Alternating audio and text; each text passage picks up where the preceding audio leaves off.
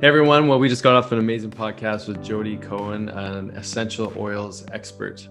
Yeah, it was a really good conversation because we use essential oils in our everyday lives, and sometimes we don't actually know what they're doing or how profound they really are therapeutically. Yeah, and I think she does a really good job of explaining how to utilize these in our lifestyle and not as like a be all and end all, but a way to support everything else that we're doing. And a lot of things that you maybe wouldn't really pay attention to that you can start to incorporate and find some relief.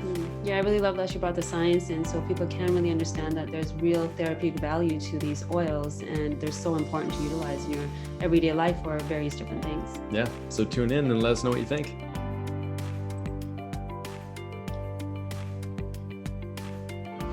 Hey everybody, we're back again, Dr. Sonia and I, with another amazing guest on Health Ignited.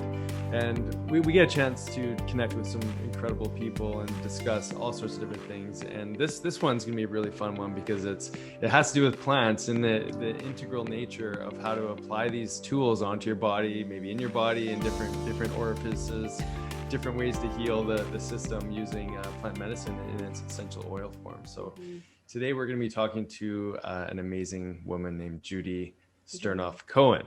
So Jodi, I'm going to just share some of your background and let's get into your story a little bit. So for those of you who don't know Jodi, she's an award-winning journalist, functional practitioner, and founder of Vibrant Blue Oils. You're going to want to check out that website, vibrantblueoils.com, where she's combined her training in nutritional therapy, aromatherapy to create unique proprietary blends of organic, wild-crafted essential oils. So she's helped well over 50,000 clients to heal from brain-related injuries, from trauma, from anxiety, insomnia, and autoimmunity.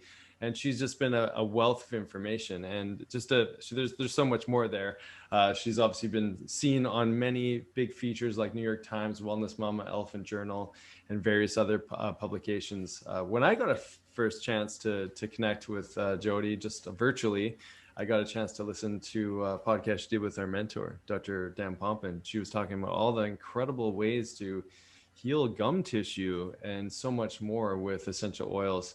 And it was so illuminating. So Jodi, that's the main reason why we want to get you on the podcast, but also to dive into oils and the relationship to trauma and all the incredible ways we can utilize these therapies. So thank you so much for being here.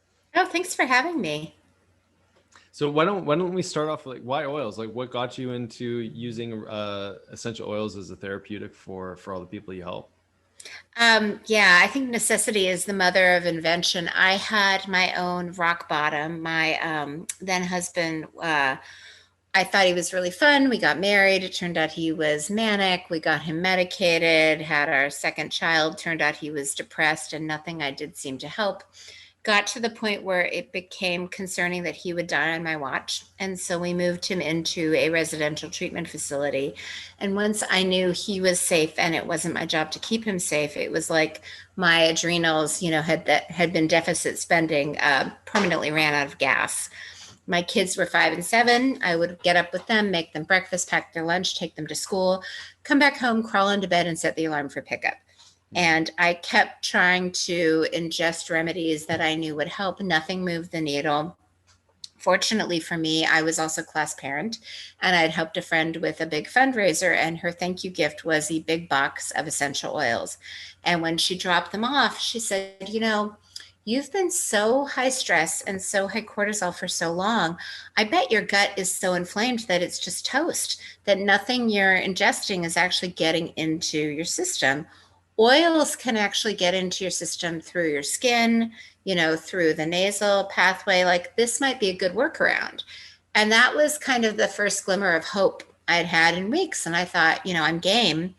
And fortunately for me, I kind of got into nutrition through my second child. He, I thought, had all these personality issues, and it turned out he was just really reactive to food. So once we changed his diet, his whole personality changed. And I was trying to help other moms with wiggly kids.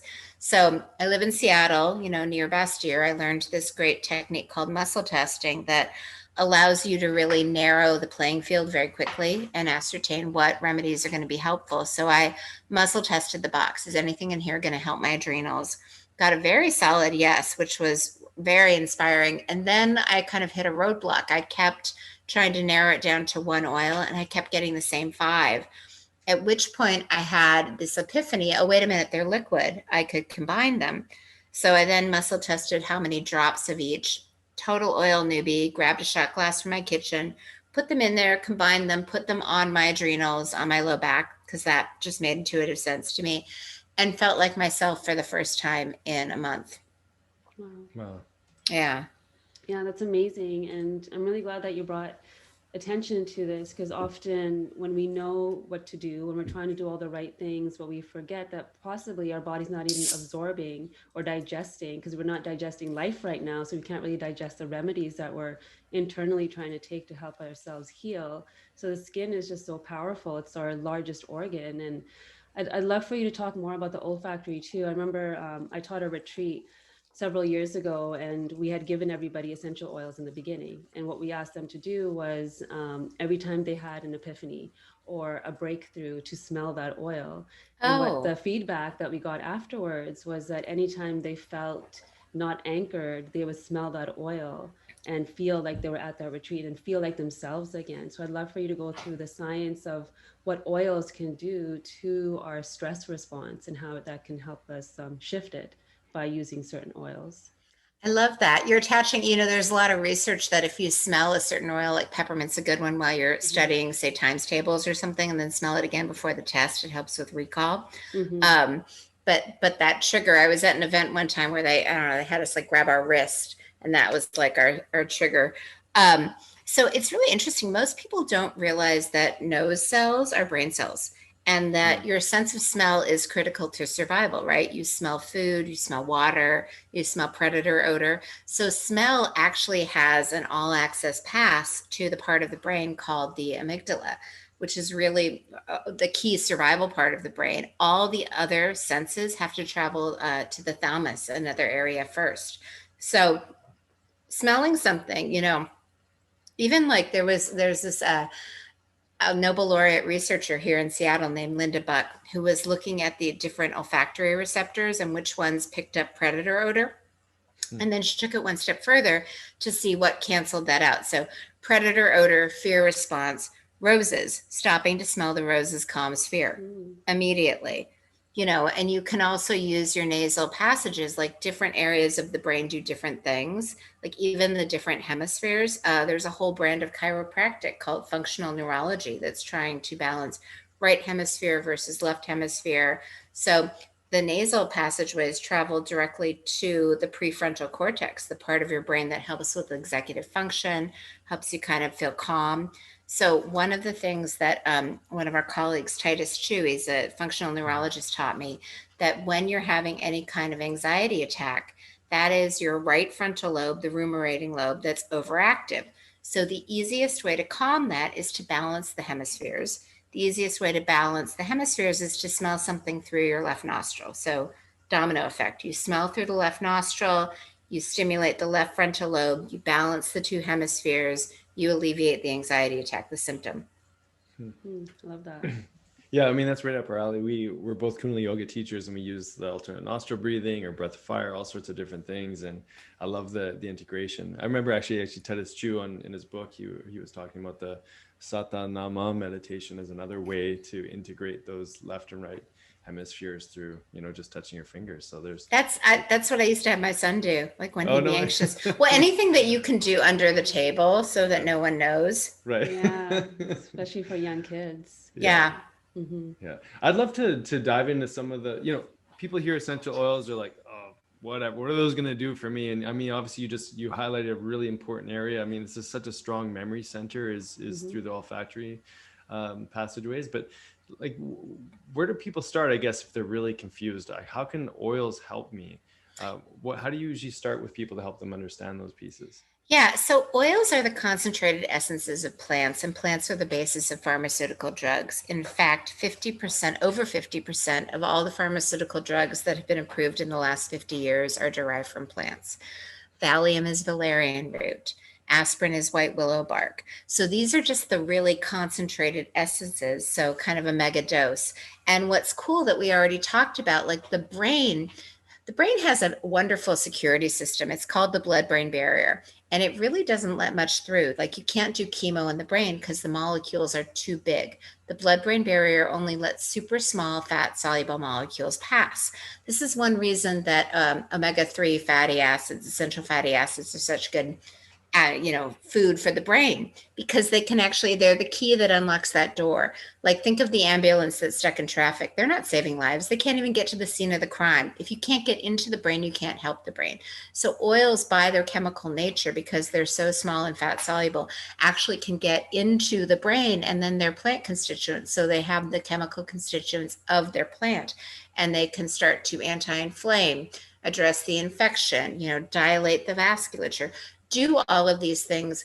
In part, they're a 1-2 punch. They can actually get to the scene of the crime to do the work, and then they're imbued with all these chemical properties that we use in our drugs, that we imbue in, through our food, that really help to balance our systems and return us to normal, so the symptoms disappear.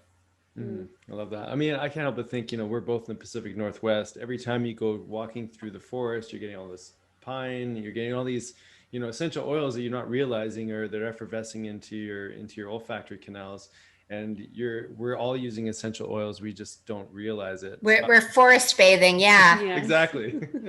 Yeah, there was actually the research on forest bathing. Yeah. They did, it was in Japan, and they looked at kind of inflammatory markers, and found that time in nature calmed the inflammatory markers. And it was actually the fragrance, the essential oils, that's how trees communicate with each other. And that's what was working on our systems and calming us down. Yeah, awesome. I was hoping you were going to make that point. Yeah, that's exactly it. Yeah. So we have the olfactory, we have the skin. Do you also teach individuals to ingest essential oils? Because I know there's some controversy around ingesting it too, and not everybody knows that you can or you can't. So I'd love for you to give our audience some clarity on that. And it also gets into fear marketing, and this brand is safe and that brand is not. Here's the reality. I mean, you can do, like, some people love ingesting oils, like Terry Walls, who, cured MS with her diet. She ingests oils. I look at that like coffee. If you love ingesting your frankincense, I'm not going to take it away from you. But I also think that most people have such compromised digestion that it's much more efficient inhalation is the fastest way into the system. People look at the topical application and they assume that it has to get into the bloodstream. So you put it on the skin, it gets into the capillaries, it gets carried to the heart, then it gets pumped out to the system. And they think that might take longer than ingesting it. It has to pass through digestion, then through the liver and get to the blood. And that may be true, but what I do is I use oils on reflex points, acupuncture points. And so it doesn't necessarily, it's not that it's being carried into the bloodstream. I think that is happening, but I think it's also kind of domino cascading, stimulating this healing response in the body, because you've just put yourself in alignment. I think yoga does that too. Yeah, absolutely. And do you find with oil, so we were talking about the stress response and decreasing someone's response with anxiety. And so when that response is being helped in that moment, do you find over time that people are able to just respond in general to life in a different way? Like they can pause before they move into anxiety with the use of these oils, or is it more of a symptomatic approach? I think everything is additive and cumulative. I think everything that you do that boosts resilience and boosts that muscle, just like your point of having people smell before they had an epiphany or after they have an epiphany, they now correlate feeling good in that epiphany to that smell. I think that resilience can actually be taught. There is a resilience scale, and it has to do with attitude and outlook and all these things that you can manage, and every win builds on each other. Like, that's why I love yoga. The first time you do crow and you're like, whoa, look at me, I can actually balance. Then it's like, maybe I could do a headstand. Maybe, it's all building blocks, right? And each time you do something you didn't know you can do, it opens it up to what else can I do? Yeah, love that. Yeah, that's amazing. Let's talk a little bit about, there's so many different oil companies out there, right? Yeah. So how do you know, what's truly organic, which ones are getting extracted in the best kind of way? And, how does a consumer know those kind of details? I try to give everyone the benefit of the doubt. And I also know a bit about how plants are grown. Like, anyone who's ever had an herb garden knows that it's really hard to kill mint. Like, lavender, you know. Done it. My Yeah. niece did not come back this year, and I don't know what's happening. I'm talking to it every day, and it just did not come back. But I understand what you're saying, though. Yeah, it's not like you need to douse them with pesticides to get them to grow. It's not like they're hard or expensive to grow. So I think that for the most part, most oil companies are fine. And if you're new to this and you're like, I don't know, I don't want to get overwhelmed, you trust yourself, use your sense of smell. You know, most people that are walking through the mall can tell when those candles are like made from something not found in nature. Um, you know, I think there's a lot of fear-based marketing. I always do organic oils and organic plants, you know, because if it's concentrated essences of plants, I don't want concentrated essences of pesticides.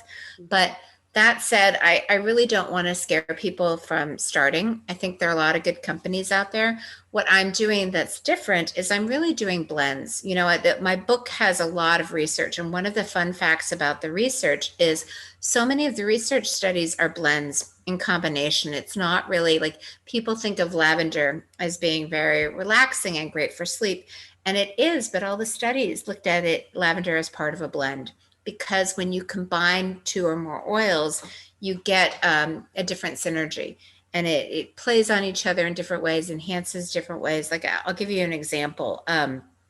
One of my favorite blends is what I call parasympathetic. And for those listeners who don't know, your body's operating system is called your autonomic nervous system. It controls all of your automatic functions, things that happen without conscious thought, breathing, digestion, detoxification, immune function, anti inflammation. And it's obviously designed to keep you alive, so it has different speeds. If there's danger coming, it shifts into what's called the sympathetic branch and it allocates resources for immediate survival. Blood's routed to the arms and the legs. The adrenals release cortisol for more energy. Anything that's not really critical to surviving that moment gets kind of downregulated and not as prioritized. So that includes digestion, detoxification, turning off inflammation, turning on immune function. Then ideally the danger passes, you flip back into what's called the parasympathetic safety response, and you take care of all of that delayed maintenance. And it's not just, you know, there are not that many lions chasing me down the street here in Seattle, but, you know, there's anticipatory stress, thought-driven stress, which can also keep you alive. Worries about your finances, your health, your relationships, all of those things can kind of turn on the sympathetic branch of the nervous system. And this was a big aha moment because early on people would say like, oh, you have too much stress in your life. And as much as I love yoga, I don't hang out there all day. I have to come home and do the laundry and do the shopping and drive my kids and do work. And it wasn't like I could turn off my stressful life. But when I realized I could keep my stressful life and just change my internal response, that was a big win, you know, like, oh, wow, I I can still have all of this stress and yet I can kind of shift my nervous system into this gear where it's more manageable, where I don't, you know, react. I can kind of inhibit that internal anxiety and overwhelm and press pause and react more calmly. And that's trained too. And what's interesting to me is the on off switch between sympathetic fight or flight and parasympathetic rest and digest is your vagus nerve, cranial nerve number 10, longest nerve in the body most people have never heard of. It's literally the information highway from the brain to the body, body to the brain, starts at the very back of the neck, base of the brain, and then splits, winds around both sides behind the earlobe on that mastoid bone. Pardon me, please. That is where it's most accessible to the surface.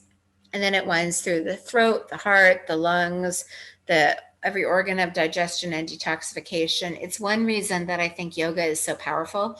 You always feel better in Shavasana than at the beginning of class because the combination of breathing, you know, the vagus nerve innervates the lungs, and the twists and turns are you're activating the vagus nerve, you're stimulating parasympathetic. Um, and there's this practitioner I really admire named Tatis Karazian who was onto this early on, but his strategies of activating the vagus nerve were to gag yourself with a tongue depressor, to gargle with freezing water, to do a coffee enema. They all worked, but no one wanted to do them because they seemed hard or unpleasant.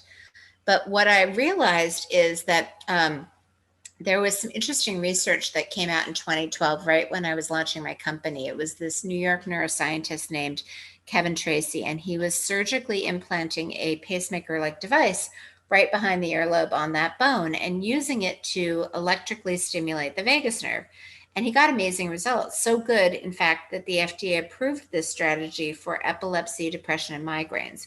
And when I heard that he was stimulating the vagus nerve, this light bulb went off, because there are a lot of oils that are stimulatory, clove, peppermint, oregano, thyme, and what that means is if you were to put it on your skin, like on your arm, it might feel really hot, it might get red. If that happens, oil and water don't mix. Take any other oil. It can be olive oil in your kitchen and just put it on to dilute it. But you can use stimulatory oil to stimulate the vagus nerve on that point. So clove tested the best, but it's chemistry. Clove has very big molecules. It would take about 20 minutes for clove to get through the skin. So here's where the blend steps in. All of the citrus oils have like smaller molecules. That's one of the reasons they're so uplifting. They kind of get into your system really quickly. So if you combine clove and lime, suddenly you have this combination that is both stimulatory and absorbs really quickly. So you can almost use it like an acupuncture needle, without any pain. Literally right before meals to kind of turn on the digestive cascade in moments of overwhelm or anxiety, to literally shift yourself out of overwhelm. So that was a big win because compliance was really strong. As much as coffee enema takes a lot of effort, flipping a bottle and putting it behind your ear, behind the ear of a child, super easy. So that was, that's just one example of blends. Mm-hmm. Yeah, I love that you touched on so many important points there, especially on the vagus nerve. And I think the more people understand what that nerve does, the more they can help themselves and the kids. So I'm really glad that you brought kids up, because oils are so easy to use with them. Like we give our kids oils, like they know to put them on when they need to. And when we go traveling, I have my little pharmacy kit, right, of oils that we put on, well, when we were allowed to travel on airplanes and whatnot. So I think it's a strategy or a therapeutic that you can teach really young kids to utilize, and it's easy and simple and so effective as well. And so empowering for them. My college friends and I take a girls' trip once a year. And hang on just one second. Okay, sorry, my daughter just walked in. But I'll never forget, because I used to get really worried, and both my kids are athletes, and my daughter called me and she's like, okay, so I got this boo-boo and Max's back is hurting, and I'm thinking I use nerve repair and parasympathetic, and I wasn't sleeping, so this, and they didn't even need me. Like, she had the whole toolkit without me, and it was such a sense of like relief, like, oh, they've got this. Mm-hmm. Yeah, that's amazing. What I would love to hear your sort of top 5 remedies that you like. Like if you could pick a survival kit or first aid kit for yourself, what are like the top 5 that you put in there? Well, absolutely parasympathetic, because if I need survival, I need to be calm to keep my wits about me. And it's interesting. One of the things I didn't mention, when you're in fight or flight, your vision changes. Your pupils, the black part of your eyes, dilate like saucers it's called selective attention. So you can make that next best choice that keeps you alive. But what that does is it shuts out your access to your higher cognitive function, your bigger picture problem solving. So if I have to survive, I definitely want to be able to assess all my options.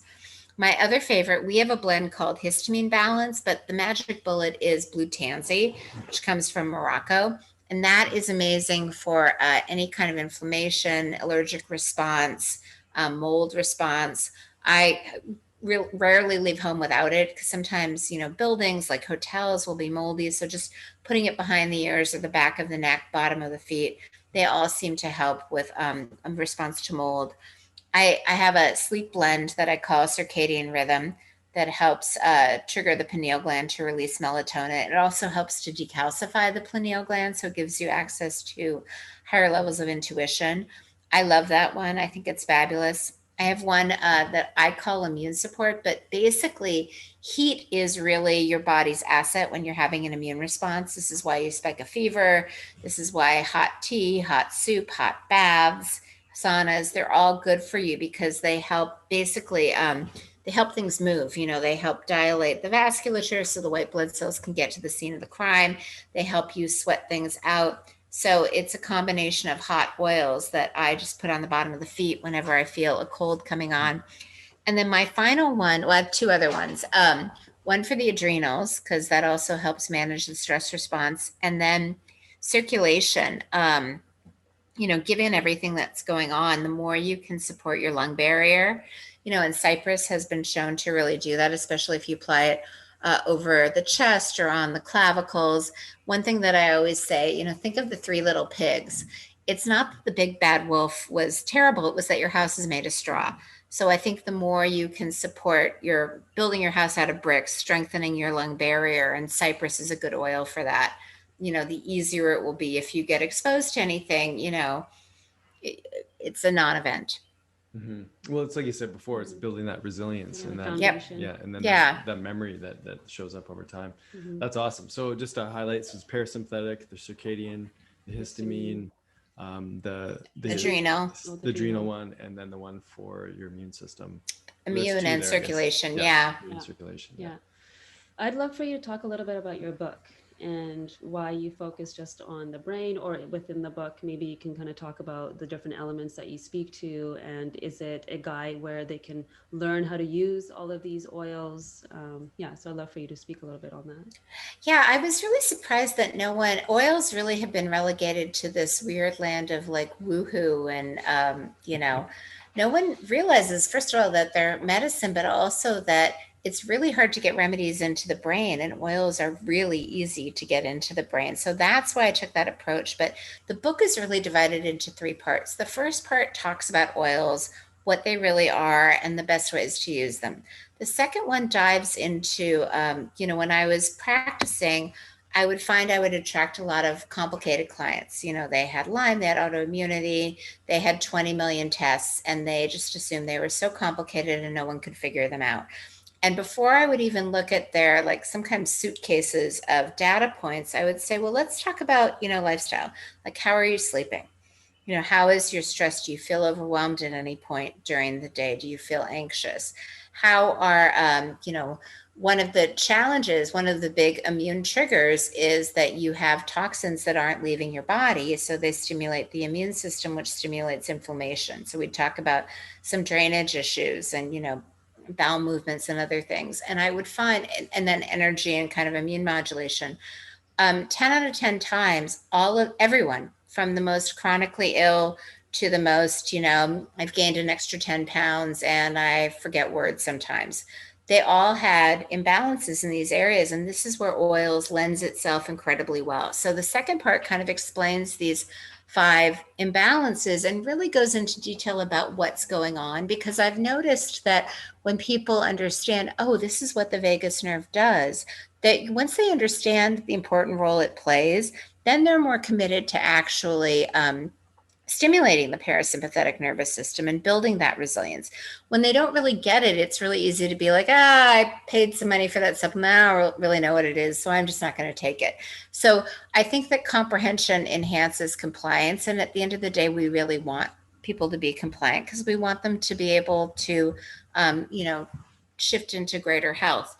And so then the final step is actually the details, the blends, how to create them, how to use it. And it's designed to kind of meet everyone where they're at. So for people that have a bunch of oils and want to blend them themselves, I share the recipes. For people that are afraid they might do it wrong or that's just not their cup of tea, they can buy all the ready-made ingredients, oils and blends on vibrantoils.com. So that's really how I tried to structure it. And my goal was to make it a very user-friendly experience so that people who hadn't necessarily thought of oils might consider them. Great. I'd love to hear some other like little home remedies that you can utilize. I mean, one of the things that I've done is I make my own deodorant at home and I use different essential oils, mix them together. I try different blends at different times. Basically, whatever Sonia has lying around, then I'll try to make some concoctions. And then, maybe you can speak on to, that as a home remedy for deodorant. Maybe you could speak on some of the mouth stuff and what you do to sort of rebalance things there. And maybe some other ways that people can utilize these essential oils for home therapy products. Yeah, I really don't. I mean, so many people like Eric Zelinsky do such a good job of kind of doing the home deodorant, the home moisturizer, home cleaner. What I really try to do is focus on, ways you can use oils to detoxify. So my two favorite things that are outside of blends are Epsom salt baths. And that is really nice because, as you mentioned, the skin is the largest organ. So when you combine Epsom salt, which is magnesium, with hot water, I use 2 cups Epsom salt, 1 cup of baking soda. With COVID, I've been adding a teaspoon of boron because that's good for pulling some things out. And then I use the bathtub as a mixing bowl. So I add like 3 drops of lavender and mix it into the salt before adding the hot water, because then, oil and water don't mix. The oil doesn't float on the top. So that's one remedy. That's really good for a lot of things. It helps to detoxify. It helps to kind of relax the body before sleep. The other remedy that I think you were mentioning is oil pulling. So a lot of the pathogens originate in the mouth, and they're fat based. And so fat likes fat. It almost works like a magnet. So taking any kind of oil, when I first heard about it, sesame oil was the one that was recommended to me. And for whatever reason, that didn't taste very good. So you swish the oil around in your mouth for like 10 to 15 minutes, and it kind of pulls the toxins out. And then you spit the oil into a glass container because it's kind of toxic. You don't swallow it. It's basically you're collecting the garbage and then you get rid of the garbage. But a big aha came when actually Katie Wells from Wellness Mama created this recipe, but it's um, I share the specific recipe in the book with her permission, or you can go to her site and get it. But it's you take kind of coconut oil, and I either add peppermint or cinnamon, and then you can get those little candy molds, and you put them in the candy mold, put it in the refrigerator, and you can make it looks like a little candy, and you just pop it into your mouth, first thing in the morning, and swish it around for 15 minutes, and it tastes kind of minty fresh, and really helps to clean your teeth. In fact, I think people either have, bad teeth or bad gums. I don't have any cavities, but my gums, going to the dentist sometimes looks like a horror show because my gums get inflamed. So they were going to refer me out. And I basically decided, well, let me see what I know that I can try. So I started doing oil pulling. And I have to say, my dentist is like, I don't know what you did to stop the bleeding, but keep doing it. It's great. Wow. Yeah. Yeah, we're big fans of oil pulling too. Hmm. Actually, I had interviewed Katie Wells before when her book was coming out, and that recipe was in there, and so I know she's got some really good ones. And she is a advocate of essential oils, which is really great. Yeah, she's amazing. I just like Hmm. to, I try to give credit where credit is due. Yeah, absolutely. Good. So, are there any blends that you have that maybe focus on women's health or men's health or hormones, anything particular in that way? I mean, if you go reverse engineer it, everything that stimulates the vagus nerve and helps support the parasympathetic is going to affect health in general. But I was just curious if you have any specifics. Yeah, the way I've organized the company is I have brain balance blends, which focuses on regions of the brain like the vagus nerve, the hypothalamus, the pineal gland. Body balance blends. So the organs that I think play a role in hormones are the adrenals, and then the organs of detoxification like the lymph, the liver, and the gallbladder. And then I have some symptom support blends. So like migraines is a symptom, PMS is a symptom, because what my goal really is, not just to put the bucket underneath the ceiling that's leaking, but to actually get on the roof and fix the problem. But sometimes, like with PMS, a lot of times you have to make sure that the excess has hormones are actually leaving the body, getting shepherded out of the body. Often they get stuck in the gallbladder or the liver. So really helping to support that system. And at the same time, you might still get really hangry, and have cramps. So I'm kind of trying to give people symptom support while we're addressing the underlying issue. Yeah, I think that's a perfect way to do it so they get a better understanding of what else is connected. Because often, if you're thinking PMS cramps, you're just thinking maybe magnesium, or you're just thinking that it's just that local area. But really, the story of that cramp started the month before. If you maybe were suffering with constipation or stress or other things that are going on that are blocking those excess hormones from leaving. So I think that's a great way to do that. Hmm. Yeah. I was hoping you could talk a little bit more about the pituitary or the pineal gland. You said that you would use some of the blends to help with decalcification. Are you doing like frontal application? Or are you trying to go mostly through the vagal points, or where are you working with some of that pineal circadian rhythm? Yeah. So, in case people don't know, your pineal gland is what triggers the release of melatonin in response to darkness. It's also called the third eye, and it's aptly located right in the center of the brain, like between the eyeballs, so it can detect light and darkness. And the blood brain barrier doesn't do as good of a job protecting the pineal gland because of its location. So, that means it's exposed to a lot of toxins, including fluoride in the water, aluminum in a number of channels, glyphosate, EMFs. There's this great researcher, Stephanie Seneff, who's kind of talked about the perfect storm, how the glyphosate and the aluminum and the fluoride all work together to really calcify and damage the pineal gland. So it's not only not releasing melatonin as aptly, which melatonin, in addition to being a sleep hormone, is amazing, antioxidant and detoxifier. It serves a lot of functions. So there's a combination of oils. Chelating is a strong word. It's not, I don't see oils as chelating. I see them as kind of moving stagnation and congestion. If you think about what oils do in plants, they help to move fluid, like the roots are deep in the earth, which is where the water supply is, and then the leaves can be hundreds of feet in the air. So oils are just helping move things from one point to another and clean up congestion along the way. In terms of application points, because it's at night, I made the mistake once. I don't make the same mistake twice of putting oils there. And anyone that's kind of a tossy-turny sleeper, you get oils in the eyes, that hurts. You don't want oils in the eyes. So the best application point, actually, above, not on the ear, but right above the ear, that skin, that's really thin. That's a great application point for any, topically applied melatonin remedy. Also the top of the head, back of the head. So you're really trying to kind of surround sound the pineal gland without putting it on the forehead. Yeah, that's really good Mm-hmm. feedback. I've done that before as well. Yeah. Once. Yeah, just once. Yeah, I've probably done it twice. I was gonna ask just another one, common one, pain. I mean, so many people are suffering with pain. It could be migraine, headache, but I'd love to hear how you're using it from, say, an injury point of view. I don't know, maybe musculoskeletal, all the way to headaches and migraines, and how you're using them, or which oils. Yeah, I mean, there are like pain relief oils. Like we have a blend called Nerve Repair. Helichrysum's really good. People think of peppermint as being good. Wintergreen, when they're in combination, they're great. But what I really do, I have actually, it's a shockingly popular post on healing broken bones.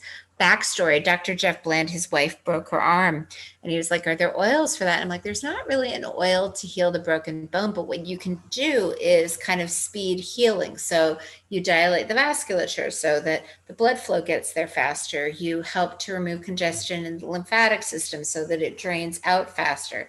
So that's really the way we look at it: is let's help with the parasympathetic nervous system so that your nerves are getting healthy signals. Mm-hmm. Yeah, I mean, the way that you're communicating the use of essential oils, I think, Mm-hmm. is so helpful for people to understand, because we're not sharing on here that this oil is going to cure.